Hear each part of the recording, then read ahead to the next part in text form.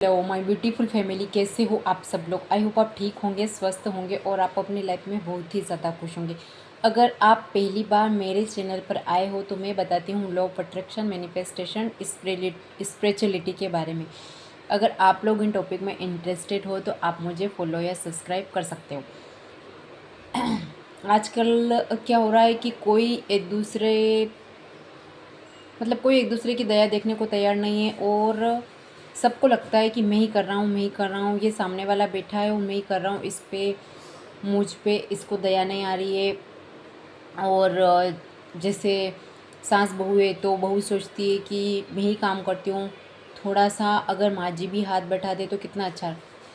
तो देखो, बात बिल्कुल सही है। अगर सामने वाला सुबह से लेकर आपसे जल्दी उठता है और वो जल्दी काम करता है, सुबह से लेकर शाम तक वो बैठ नहीं पाता है, उसकी बजाय आप बैठे हो, लोगों से बातें कर रहे हो, लोगों को ताने दे रहे हो, लोगों की बुराइयां कर रहे हो, आस पड़ोस के पास जाके बैठे हो और मान लो आपकी बहू जो है अकेली काम कर रही है, तो वो तो सरासर आपका गलत कर्म है और आप उनके साथ गलत कर रहे हो।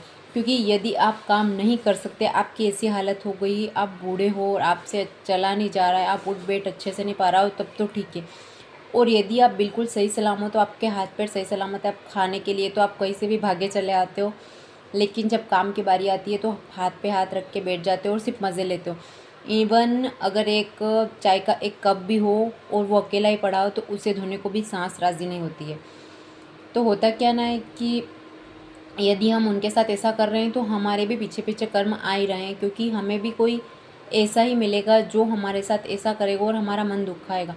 क्योंकि वो जो बहू है वो मान लो आपसे जल्दी उठ रही हो तो उसका तो दिल ही दुख रहा है कि काश मेरी को हेल्प करवा देता। इवन मेहमान आ जाते हैं तो उ- उसे नहाते, कपड़े धोते, बर्तन साफ करते, सब उसे ही चाय बनानी पड़ती है। तो क्यों वो बर्तन साफ कर रही है तो आप चाय बना देते तो कितना अच्छा रहता। इससे देवरानी जेठानी में भी मान लो जेठानी की हल्की बहुत तबीयत ख़राब हो गई, या फिर कुछ रीज़न है कि वो प्रेग्नेंट है, या फिर ऐसे उसकी तबीयत ख़राब हो रही है, या फिर देवरानी की हो रही, जेठानी की हो रही, दोनों में से किसी की हो रही। तो मान लो देवरानी ज़्यादा काम कर रही है और जेठानी को हल्का सा फीवर है, तो वो बैठी है 2-3 महीने से, या फिर 10 दिन से, 15 दिन से, 20 दिन से कि हाँ मेरे तो ये हो रहा है, मेरे तो अभी मैं पेट से हूँ इसलिए मैं काम नहीं करी। तो आपको क्या है कि आप गलत कर्मा कर रहे हो यो, और आप फिर लॉ ऑफ अट्रैक्शन की इधर टेक्निक लगाओगे कि यूनिवर्स मुझे ये मिल गया है, तो आपको वो कभी नहीं मिलेगा। क्योंकि आप जो आपके सामने यूनिवर्स है, क्योंकि हर इंसान में भगवान का रूप होता है और यूनिवर्स आपका ऐसे ही टेस्ट लेता है, तो आप उस यूनिवर्स पर दया नहीं कर रहे हो और आप बोल रहे हो कि भगवान मुझे ये मिल जाए, मेरे घर में सुख आ जाए, मेरे घर में शांति हो जाए, हम दोनों जने अलग रहने लग जाए, हमारा बहुत बड़ा घर बन जाए और मैं सबको बताऊंगी। तो ऐसे नहीं होगा। मेरे हस्बैंड के पास अचानक से कहीं मनी आ जाए और मेरे हस्बैंड इसके हस्बैंड से ज़्यादा पैसे वाले हो जाए, तो देखो इससे होगा कुछ नहीं। इवन आपके पास जो है वो भी चला जाएगा, क्योंकि आप सामने वाले का दिल दुखा रहे हो और फिर आप भगवान से, यूनिवर्स से एक्सेप्ट कर रहे हो कि मुझे वो दे दो जो एक्चुअल में मैं डिज़र्व करता हूँ। सॉरी, थोड़ी मेरे गले में खराश हो गई। तो यदि आप ऐसा कर रहे हो तो अभी भी आप सुधर जाओ, क्योंकि अभी भी आप बेट कर्मा ही कर रहे हो और वो आपकी आदत पड़ चुकी है। क्योंकि हर कर्म लौट के आता है और वो लौट के आ ही रहा है। पहले जो आपने कर्म किए थे वो भी लौट के आ रहे, और जो आप अभी कर रहे हो वो फिर अभी या फिर अगले जन्म में आप दोनों का फिर से रिलेशन बनेगा, तो आप उसकी सांस, वो आपकी सांस बनेगी, या फिर आपका कोई हस्बैंड भी बनेगा, आपका बेटा भी बनेगा, तो आपसे चिढ़ के बात करेगा, आपको दुख देगा, आपको रुलाएगा, कुछ भी ऐसे करेगा। तो क्यों आप इसी जन्म में अच्छे कर्म करो। यदि आपसे कुछ गलत कर्म बन भी हैं, आपने किसी के साथ बहुत बड़ा दुख किया है और किसी के साथ गलत कर रहे हो, भले सास है बहू के साथ करे, बहू है सास के साथ करी, या फिर सास कर रही है, या फिर जेठानी कर रही है, देवरानी कर रही है, तो आपके पास अभी भी टाइम है। आप भगवान का नाम जप करिए, जो आपको अच्छा लगे वो, और जो आपका रिलीजन है। उसके अलावा आपके अंदर दया भाव भी होना चाहिए, आपके अंदर ईमानदारी भी होनी चाहिए, आपके अंदर आपकी नीति एकदम साफ होना चाहिए, कहने का मतलब। क्योंकि नीयत से ही नीति बनती है।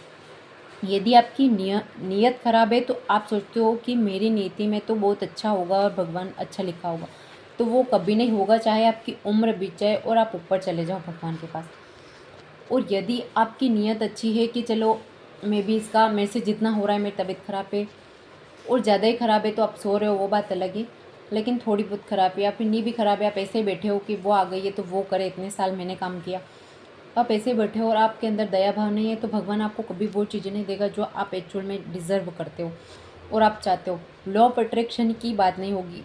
हर इंसान को लाइफ में सुख चाहिए, घर चाहिए, गाड़ी बंगला, हर प्रकार की घर में सुविधा भी चाहिए। उसके ये है तो मेरे ये, उसके ऐसी है तो मेरे भी ऐसी, उसके वो वाली मशीन है अच्छी नई वाली वॉशिंग तो मेरे भी आए।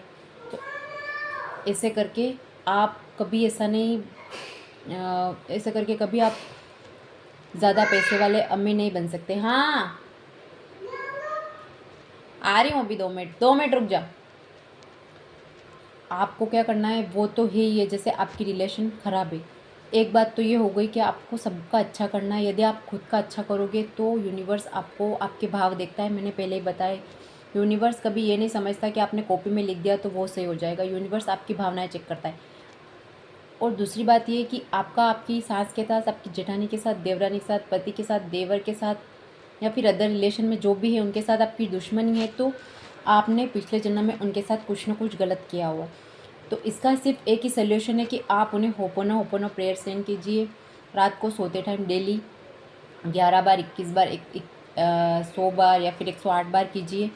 उनको सामने लेके, उनको, उनसे मुंह पे बात मत कीजिए, उनको एक सोल के रूप में देखिए, एक आत्मा के रूप में देखिए और उन्हें होपोनो होपोनो प्रेयर सेंड कीजिए। देखना इसके रिजल्ट बहुत ही ज़्यादा मैजिकल है।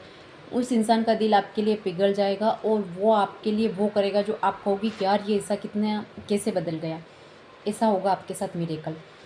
क्योंकि कहीं ना कहीं हम आ, कितनी बार जन्म ले चुके हैं और हमारा जन्म बहुत सी बार हो चुका है, तो कभी ना कभी हो सकता है किसी ज़माने में हमने उनको, उनके साथ बहुत ही ज़्यादा गलत किया हो, तो उन्होंने भी हमारे साथ ऐसा किया। इसलिए अपने आप को कोसिए मत और दुनिया की सारी चीज़ें एक तरफ और मन की शांति एक तरफ। हाँ आ रही हूँ, 2 मिनट। तो आपको क्या करना है कि सबसे पहले आप आपके दिल में शांति के लिए आप मेडिटेशन म्यूज़िक सुनिए या फिर कुछ मंत्र सुनिए, तो आपके दिल में भी शांति होगी और आपको नेगेटिविटी बिल्कुल दूर भाग जाएगी अपने आप। क्योंकि आप बोलोगे मैं, एक तरफ आप पॉजिटिव हो जाओगे, उसके बाद आप बोलोगे I am positive, I am positive, फिर दिन में कुछ हरकतें होगी, कुछ ऐसी चीज़ें होंगी तो फिर आप नेगेटिव हो जाओगे। इसलिए आप सबसे पहले आपके माइंड को शांत करिए और मंत्र सुनिए, बस बोलिए मत, ईयरफोन लगा के सुन लीजिए या फिर ऐसे सुन लीजिए, तो आपके पास आपका मन शांत होगा मंत्रों से, भगवान का नाम से, और फिर देखना आपकी लाइफ में सब कुछ कैसे बदल जाता है। क्योंकि दुखी रहने से और अपने आप को कोसने से सिर्फ आप आपका फेस ख़राब करोगे और आप आपकी बॉडी ख़राब करोगे। कभी बॉडी में कुछ पेन हो जाएगा, कभी फेस पे कुछ हो जाएगा, कभी बाल, कभी हेयर ले लॉस हो जाएंगे, कभी कभी सिर दुखने लग जाएगा, कभी डिप्रेशन हो जाएगा, ऐसा ही होगा। सो एवरीवन, आप उस उन्हीं बातों को कि ये मेरे साथ ऐसा कर रहा है, ये मेरे साथ ऐसा कर रहा है, ऐसा ना करके आपको बस,